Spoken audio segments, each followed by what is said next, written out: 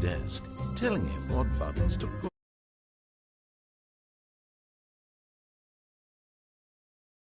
Order. This is what employee 427 did every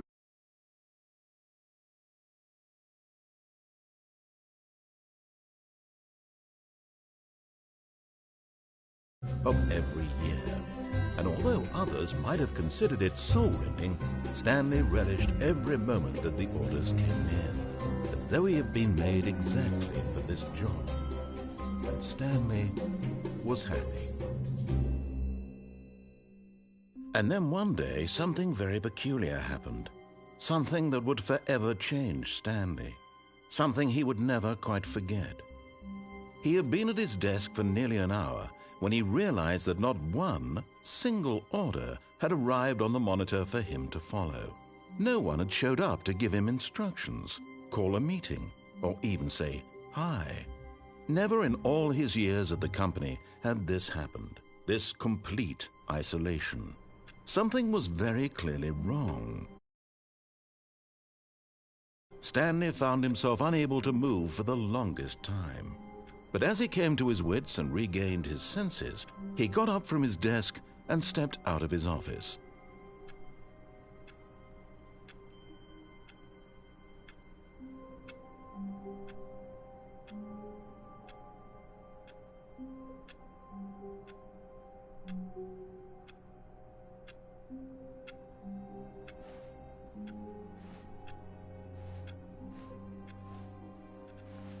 All of his co-workers were gone. What could it mean?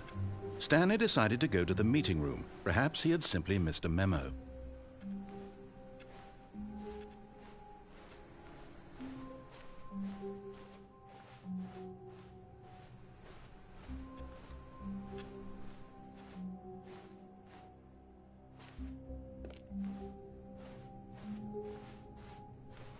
When Stanley came to a set of 2 open doors, he entered the door on his left.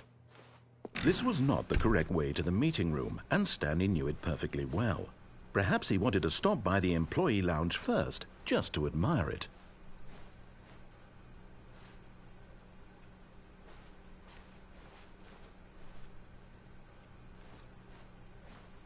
Ah, yes, truly a room worth admiring.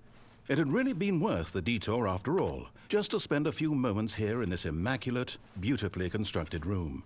Stanley simply stood here, drinking it all in.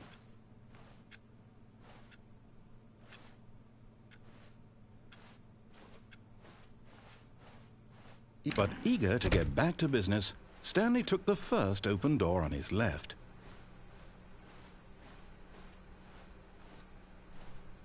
Stanley was so bad at following directions, it's incredible he wasn't fired years ago.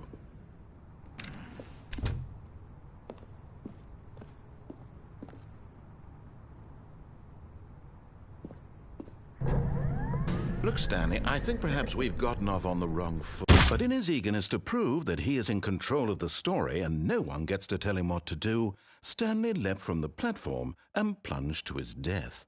Good job, Stanley. Everyone thinks you are very powerful.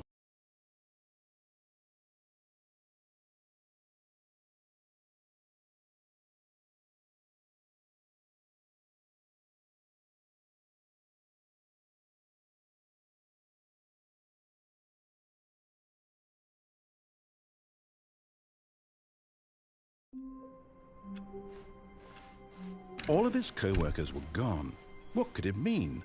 Stanley decided to go to the meeting room. Perhaps he had simply missed a memo.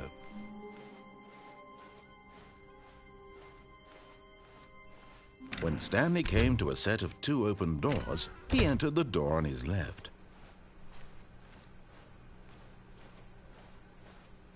Yet there was not a single person here either. Feeling a wave of disbelief, Stanley decided to go up to his boss's office. Coming to a staircase, Stanley walked upstairs to his boss's office.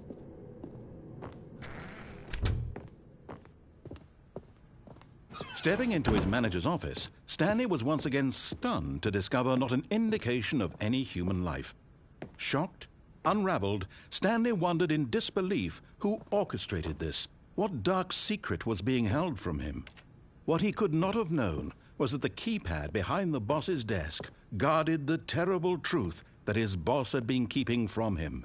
And so the boss had assigned it an extra secret PIN number, 2845. But of course, Stanley couldn't possibly have known this.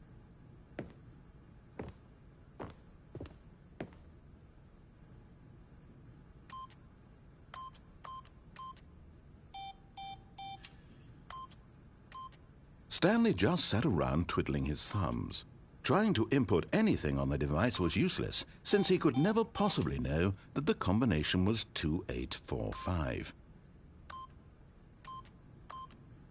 Yet incredibly, by simply pushing random buttons on the keypad, Stanley happened to input the correct code by sheer luck. Amazing. He stepped into the newly opened passageway.